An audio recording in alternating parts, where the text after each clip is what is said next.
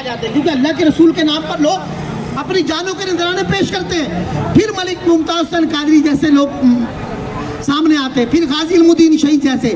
اگر حکومت اپنا قانون اپنا فیصلہ خود کر لے تو پھر اس طرح کے واقعات نہ ہوں. تو میں یہ کہوں گا کہ یہ ہم سب کی عزت سے بڑھ کر، ہماری جان اور مال سے بڑھ کر یہ ایک ایسا ایشو ہے کہ اس پر مسلمان کمپرومائز نہیں کر سکتا، کوئی بھی حل بات. تو میں حکومت پاکستان سے کہوں گا کہ وہ اپنی اقدام کرے اور انڈیا کے ساتھ بالفور اپنے سفیر کو واپس بلائے، ان کا سفیر ملک بدر کرے اور تمام 57 حکمران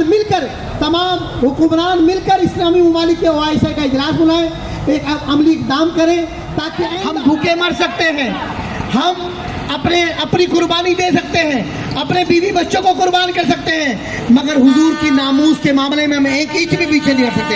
یہ ہماری تاجر برادری کے ماشاءاللہ آپ دیکھ رہے ہیں نامور شخصیات موجود ہیں. میں ان سے بھی کہوں گا یہ وزیر اعلیٰ سے گورنر سے رابطہ کریں.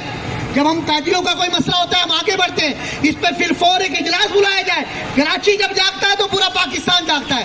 اگر کراچی کے تاجر کھڑے ہو جائے خدا کی قسم اور حکومت سے یہ کہا جائے احتجاج نہیں کرے، اپنا اختیار استعمال کرے.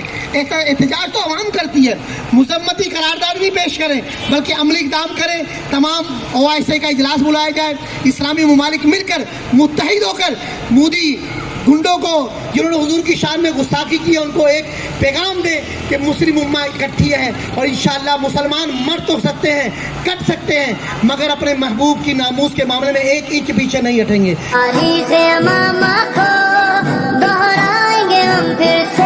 تو یہی آج ہمارا پیغام ہے. ہم اسی لیے جمع ہوئے ہیں.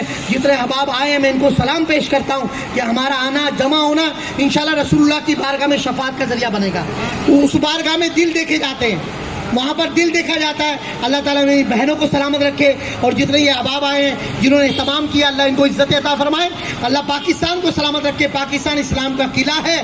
جب پاکستان کی حکومت جاگتی ہے تو پوری اقوام عالم جاگتی ہے. پاکستان زندہ باد. مل کے کہیں تاجدار ختم نبوت. حضور کی بارگاہ میں ہاتھ اٹھا کے کہیں لبیک